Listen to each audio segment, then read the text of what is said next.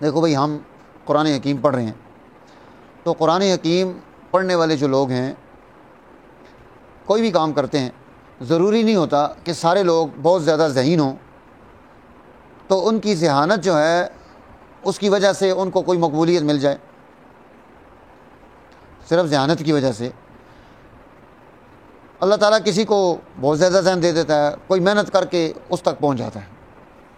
کہتے ہیں کہ حدیث کے امام ہیں ابن ماجہ، یہ حدیث کی سائے ستہ کی کتابوں میں سے 6 کتابیں حدیث کی جو پڑھی جاتی ہیں، بخاری شریف، مسلم شریف، ترمذی شریف، ابو داؤد شریف، نسائی شریف اور ابن ماجہ اور موطا امام مالک، ٹھیک ہے، یہ 6 کتابیں حدیث کی پڑھی جاتی ہیں۔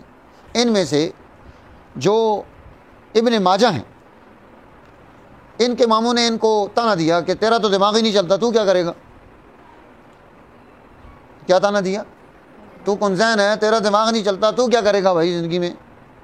اب دیکھو، یہ محنت کرتے رہے، اللہ تعالیٰ نے ان کو حدیث کا امام بنا دیا جد و جہد پر۔ اسی طرح لکھا ہے علماء نے کہ امام ابو یوسف رحمۃ اللہ علیہ یہ بڑے امام گزرے ہیں۔ امام ابو حنیفہ رحمۃ اللہ علیہ کے اجلہ شاگردوں میں سے بڑا کام کیا، چیف جسٹس قاضی القضات رہے۔ امام ابو حنیفہ رحمۃ اللہ علیہ فرماتے ہیں کہ آپ کو یعنی کہ اتنا ذہن نہیں ہے آپ کا کہ چیزیں آپ کو ساری یاد ہو جائیں، بہت ایکسٹرا ذہین نہیں ہے، لیکن وہ محنت کرتے رہے، کوشش کرتے رہے، جد و جہد کرتے رہے، وقت کے بڑے امام بن گئے۔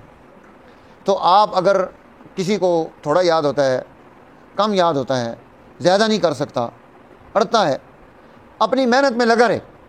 اب جب انسان محنت کرتا رہے گا، جد و جہد کرتا رہے گا، اللہ تعالیٰ اس کو قبولیت عطا کر دیں گے۔ اگر کوئی بہت ذہین آدمی ہو، محنت چھوڑ دے تو ضائع ہو جائے گا، وہ کچھ بھی نہیں کر سکے گا۔